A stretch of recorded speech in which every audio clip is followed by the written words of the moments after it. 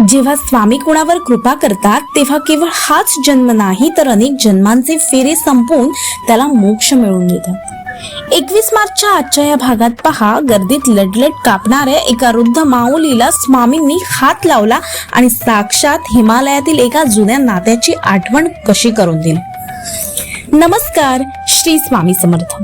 आपल्या नित्य स्वामी दर्शन या सिरीज मध्ये आज आपण पाहणार आहोत की स्वामींच्या केवळ एका नजरेने एका जीवाचा कायापालट कसा झाला। स्वामींनी रामदासी बुवांना क्षमा केली आणि अख्ख्या गावाला दर्शन दिलं। गर्दीमध्ये एक वृद्ध स्त्री हातातल्या काठीच्या आधाराने लटलट कापत उभी होती। स्वामींचे लक्ष तिच्याकडे गेले आणि त्यांनी मायेने हाक मारली आणि म्हणाले, माते पुढे ये, मागे कशाला उभी राहिलीस। स्वामींनी केवळ तिच्याकडे पाहिले आणि काय आश्चर्य, तिच्या हातातली काठी गायब झाली। थरथरणारी मान स्थिर झाली आणि तिच्या पायात अचानक शक्ती आली। ती ताठ उभी राहून स्वामींपाशी आली। स्वामींनी तिच्या डोक्यावर हात ठेवताच तिची पूर्वस्मृती जागी झाली।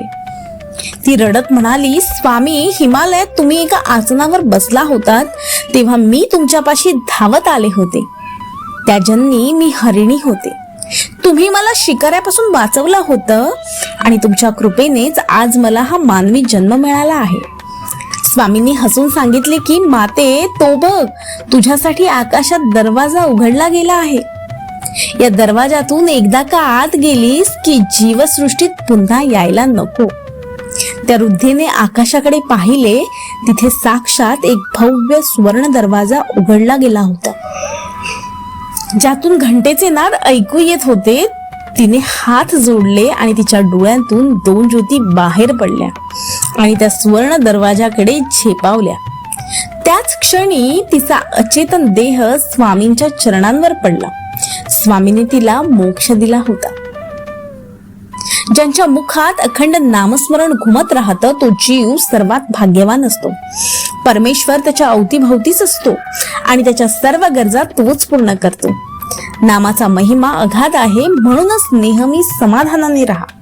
मुखी भगवंताचे नाव घ्या आणि नामी प्रेम ठेवा, मग तो चक्रपाणी नक्कीच तुमच्यावर कृपा करेल। स्वामी म्हणतात, भिवू नकोस, मी तुझ्या पाठीशी आहे। हरिणीपासून मानवापर्यंतचा हा प्रवास आणि स्वामींनी दिलेला मोक्ष पाहून तुम्हाला कसं वाटलं हे कमेंट मध्ये आम्हाला नक्की सांगा।